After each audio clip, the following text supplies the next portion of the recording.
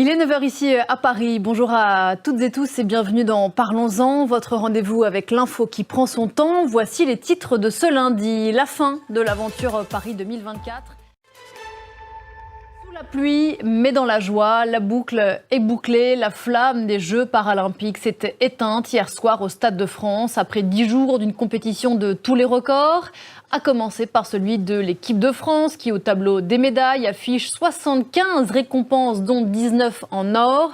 Avec cette Olympiade, c'est donc la fin de l'aventure Paris 2024. Et les Parisiens, figurez-vous, sont déjà nostalgiques. Écoutez.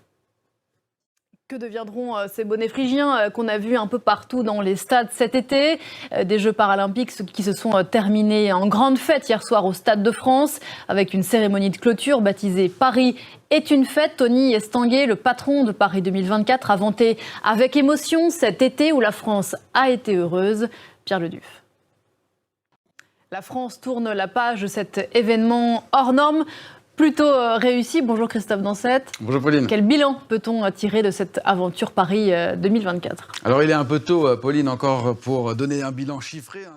Merci beaucoup Christophe. Pas de décision pour la Vasque, mais Anne Hidalgo annonce en revanche ce matin une autre décision qui fera grand bruit, c'est sûr, dans les heures à venir. La vitesse sur le périphérique parisien sera désormais limitée à 50 km/h au lieu des 70 actuellement. Comme ça a été le cas pour les taxis, en tout cas, avec la voie JO lors des Olympiades. On reviendra sur ces Olympiades, sur le bilan de ces Jeux dans la deuxième partie de Parlons-en à partir de 10 h. On en reparlera aussi dans la revue de presse avec Hélène Frade. Dans l'actualité de ce début de semaine, je vous le disais en titre, la réélection dès le premier tour d'Abdelmajid Tebboune en Algérie. Le président sortant a recueilli près de 95% des suffrages exprimés à l'issue d'une élection sans suspense, organisée dans un climat répressif. Moins d'un Algérien sur deux est allé voter selon le pouvoir. Ludovic de Foucault avec Étienne Paponneau. La presse algérienne, vous en avez aperçu à l'instant quelques titres. Hélène Frade viendra nous les présenter. Élu en décembre 2019 en plein mouvement du Irak, Abdelmajid Tebboune avait promis, on l'a dit, aux Algériens une vie meilleure. 5 ans plus tard, la promesse est non tenue pour une grande partie de la jeunesse algérienne qui n'est pas allée voter.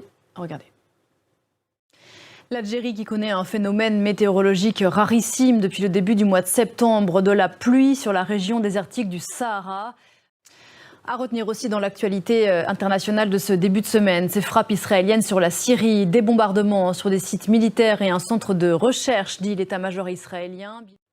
Retour en Europe avec les réactions nombreuses dans le vieux continent après la découverte d'un drone militaire russe en territoire letton. Avant de s'écraser en Lettonie, l'appareil russe a aussi survolé le ciel de la Roumanie, qui est membre de l'OTAN. Elle aussi, Emmanuelle Chaz, vous êtes notre correspondante en Ukraine. Vous êtes l'Ukraine où la guerre a commencé il y a plus de 10 ans en réalité. À Sloviansk, notamment dans l'Est, on se bat depuis 2022. Cette ville de 110 000 habitants a été l'un des premiers territoires occupés puis libérés par les forces ukrainiennes. Et c'est là qu'est retourné Gulliver Krag. Je vous propose de découvrir un extrait du billet retour à Sloviansk à retrouver sur notre antenne, regardez. Billet retour à Sloviansk, un document à retrouver sur nos antennes et nos sites internet, bien sûr. Retour en France où Michel Barnier poursuit ses consultations pour tenter de composer un gouvernement. Et on va continuer à commenter l'actualité politique française dans un instant, juste après la pause.